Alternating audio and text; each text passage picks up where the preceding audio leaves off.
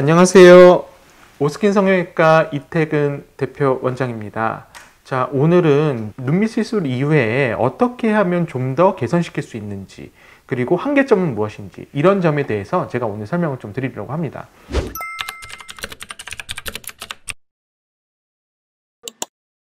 일단 여러분들께 말씀드리고 싶은 부분은 시술을 받고 오시는 건 좋습니다. 그런데 시술을 받기 전에도 만약에 본인이 눈밑 시술이나 이런 걸 하시기 전의 상태라고 한다면 본인이 어떤 눈의 형태인지는 정확히 파악할 필요가 있습니다. 그러니까 우리가 눈 밑에 수술을 한다, 시술을 한다 이럴 때 제가 항상 강조드리는 게 본인의 안구의 돌출 여부, 본인의 눈 밑에 근육의 양, 눈 밑에 웃었을 때 생기는 중안면과의 단차 정도, 그다음 피부의 탄력 정도, 지방의 약해짐 정도, 경막의 약해짐 정도, 이런 것들을 정말 모두 다 잘 고려를 해서 내가 어떤 타입이고 어느 부분이 개선되면 좋은 효과를 낼 수 있는지를 전문의 선생님과 잘 파악하는 게 정말로 중요합니다.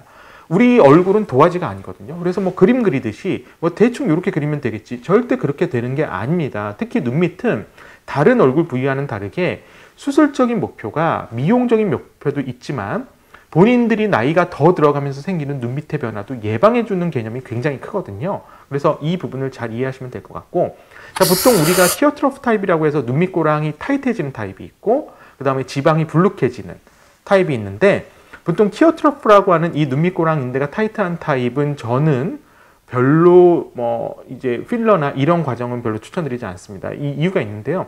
사실 티어트로프 타입 분들이 시술을 많이 생각하죠. 왜냐면 이런 분들은 눈밑이 꺼져 보이고 어두워 보이기 때문이거든요. 그런데 인대가 너무 타이트한 타입처럼 고랑이 너무 명확할 때는 오히려 그런 시술을 했을 때 그 고랑이 더 명확하게 되는 경우가 많기 때문에 이런 것들은 여러분들이 좀 고려를 하셔서 시술을 받으셔야 되고요. 자, 가장 대표적인 게 이제 눈밑 필러죠. 그래서 요즘 제가 간간히 겪게 되는 게, 사실 눈밑 필러를 맞았다고 했을 때 이제 대부분 환자분들은 눈밑 필러에서 애교 바로 아래쪽에 필러를 넣는 경우라고 생각을 많이 하시더라고요. 근데 아닙니다. 눈밑 필러는 대부분 이제 선생님들이 보통 시술을 하실 때 눈밑 고랑을 기준으로 해서 이 고랑의 아래쪽 부분에 필러를 보통 많이 깔아요. 왜냐면 이 위쪽은 피부가 얇고 럼핑이 워낙 많이 생기는 부위이기 때문에 필러를 함부로 넣었다가는 눈 밑이 완전 울퉁불퉁하되고 난리가 납니다. 그래서 보통은 이 고랑 부분 쪽 아래쪽에 필러를 넣어줘서 얘가 끌어당겨지는, 그러니까 밀어 올리는 효과로 고랑이 덜 보이게 하고 눈 밑이 좀 더 볼륨화 있게 보이게 하는 현상을 노리는 거거든요. 근데 이때 엘란세라고 하는 필러가 있어요. 이 필러는 이제 녹지 않는 필러라고 우리가 보통 표현을 합니다. 이런 녹지 않는 필러들은 참 제거하기도 힘들어지고, 특히 우리가 HA 필러 같은 레스틀렌이나 주비덤이나 체움이나 이런 필러들은 이제 히알루론을 통해서 금방 녹이고 할 수는 있겠지만, 물론 그것도 100% 녹지 않습니다. 하지만 엘란세 같은 녹지 않는 필러는 좀 문제가 되는 경우가 있고요. 두 번째는 이제 울트라콜 같은 PDO 재질, 이런 것도 요즘 많이 하시는 것 같아요. 물론 적당한 시술은 좋은 결과를 낼 수 있습니다. 그런데 이제 너무 과도한 시술이 일어나거나 혹은 해부학적으로 맞지 않는 구조 부분에 이제 시술이 들어가거나 이랬을 때는 또 문제가 될 수 있는 거고요. 자, 스컬트라는 예전에도 제가 설명드렸었죠. 이건 콜라겐 생성 주사, 그리고 이제 주베로 같은 경우가 있겠습니다. 자, 그러면 우리가 보통 제가 전 영상에서도 스컬트라가 권고되지 않는 부위가 있다고 말씀드렸었잖아요. 그 중에 대표적인 부분이 어디였죠? 맞습니다. 눈밑입니다. 눈밑은 스컬트라 회사에서도 권장하는 부위가 아니에요. 그 이유가 있겠죠. 바로 왜 그러냐? 자, 이것들이 지금 제가 설명드린 필러나 울트라콜이나 눈 밑에 스컬트라나 주베룩이나 모든 눈 밑에 시술에서 굉장히 주의해야 되는 이유 중에 하나는, 첫 번째, 효과적인 부분이 있기 때문입니다. 그러니까 효과적인 부분이 그렇게 좋지가 않아요. 그다음 두 번째는 부작용이죠. 눈 밑은 움직임이 워낙 많은 부위입니다. 그리고 피부가 얇아요. 그러니까 상대적으로 어떻죠? 결절 및 도드라지는 피부의 윤기 모양이 굉장히 도드라집니다. 그리고 상대적으로 피부가 두꺼운 뺨이나 옆볼, 앞볼 등은 겉에 피부로 드러나는 정도가 크지 않은데요. 눈 밑은 바로 드러납니다. 그러니까 환자분들이 바로 느껴지게 되는 거죠.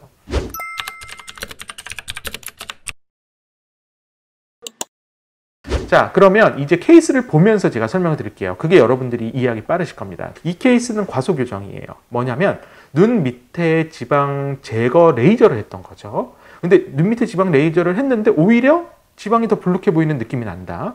그래서 이분은 안쪽을 열고 들어가 보니까 지방 제거 레이저를 했던 부분에 경막에 흉터가 되면서 조금 두꺼워져 있고, 특별히 지방이 더 많아지거나 줄어들거나 이러진 않아서 지방 재배치와 경막 강화 수술을 시행했던 경우고, 오른쪽 보면 깔끔하게 잘 마무리가 됐죠. 그래서 눈 밑은 어떤 수술이든지 시술도 마찬가지겠지만 저는 항상 목표를 이렇게 말씀드립니다. 어떻게? 눈 밑을 탄탄하게. 이분 같은 경우는 눈 밑에 필러를 맞았던 분인데 애교 아래쪽에 필러가 들어가면서 어떻죠? 그냥 불룩하게 앞으로 더 튀어나온 겁니다. 자, 이런 경우는 어떻게 될까요? 필러를 제거해야겠죠. 근데 이분은 필러를 한 3-4번 정도 제거했다는 거예요.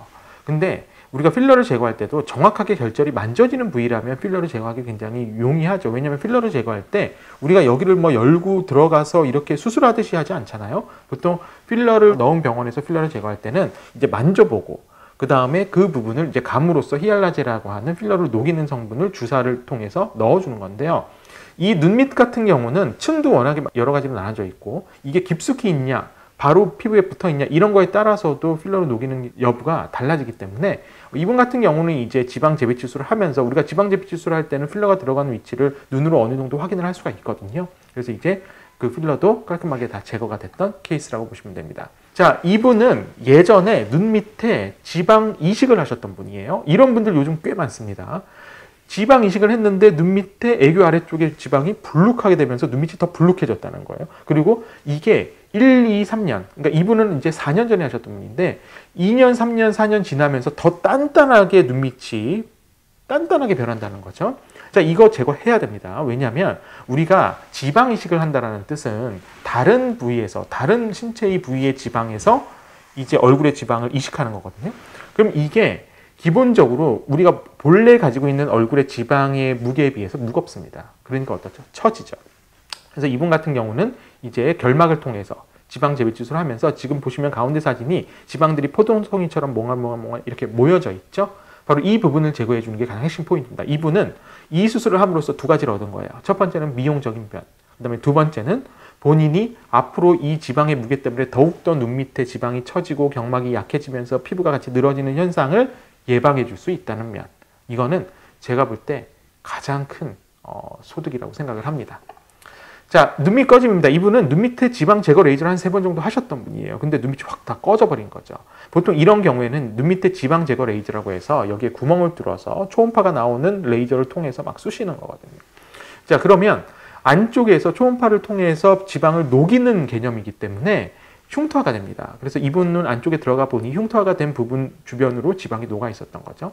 그래서 이분은 지방 이식을 하면서 그렇게 되면서 상대적으로 피부의 이완, 그러니까 피부와 이 근육의 이완이 같이 일어나서 피부와 근육의 이완을 당겨주는 피부 당김술을 시행하셨던 분입니다. 자, 이분은 이제 울트라콜 케이스입니다. 울트라콜 케이스 요즘 꽤 많아요. 그래서 보면 눈 밑에 울트라콜의 흉사를 제거하는 게 가장 일단은 핵심 포인트입니다. 그래서 안쪽에 결막을 통해서 들어가서 울트라콜이 들어간 위치, 그 다음에 확인하고, 그 다음에 흉살이 되어 있는 부분, 인대에 타이트하게 붙어 있는 부분 다 확인을 하고 재배치를 해주고 경막을 강화하고 부족한 볼륨 부분에 대해서는 미세지방 이식을 같이 시행하셨던 분이고요. 왼쪽 사진 보시면 고랑이 좀 깊어 보이고 눈 밑에 지방이 약간 처져 보이는 느낌, 그 다음에 근육이 이완된 느낌 보이실 겁니다. 그래서 오른쪽 사진은 이제 수술 후의 사진이고 이거는 3년 후의 사진입니다. 그래서 3년 후가 돼도 잘 유지가 되는 걸 보실 수 있고, 결국에는 시술적으로 내가 정말로 정말 불만족스럽다 이런 것보다는 내가 원했던 부분이 100% 해결되지 않는 부분도 있을 거고요. 그 다음에 시술을 했을 때 그래도 깔끔하게 시술이 된 부분은 저희가 재수술할 때도 굉장히 용이합니다. 왜냐하면 흉터 자체나 이런 것들이 굉장히 한정화되어 있기 때문에요. 그래서 이런 부분은 이제 전문의 선생님과 같이 잘 상의를 해서 내가 어떤 부분이 어떻게 약해져 있고 이 부분을 어떻게 치료해 가는 과정이 가장 중요할지를 상의하는 게 저는 가장 중요하다고 생각을 합니다. 자, 이분 같은 경우 보겠습니다. 이분은 지방 제거 레이저를 하셨던 분이고요. 역시 어떻죠? 더 도드라지는 겁니다. 근육이 더 도드라지는 거죠. 그래서 이제 근육 재교정을 하고 지방 재배치를 하면서 역시나 흉살이 되어 있는 부분은 제거했던 케이스고요. 왼쪽과 오른쪽 비교해 보시면 오른쪽 부분을 보시면 역시 근육이 더 가라앉으면서 상대적으로 눈밑이 더 미용적으로도 그렇고 훨씬 좋은 결과 보실 수 있습니다. 자, 그래서 오늘 제가 눈밑 시술 이후에 여러분들 많으실 겁니다. 그리고 주변에도 많으실 거고요. 눈밑 시술 이후에 오는 부작용이라고 할 수도 있고요. 혹은 이제 미흡함 정도, 이 부분에 대해서 이제 어떻게 치료법이 있는지 말씀을 드렸고요. 앞으로도 여러분들이 어떤 눈밑의 수술을 하든지 간에 가장 중요한 건 나의 눈 밑의 여부를 가장 잘 알려줄 수 있는 의사 선생님과 상의하시는 게 저는 가장 중요하다고 생각을 합니다. 눈 밑은 두 가지예요.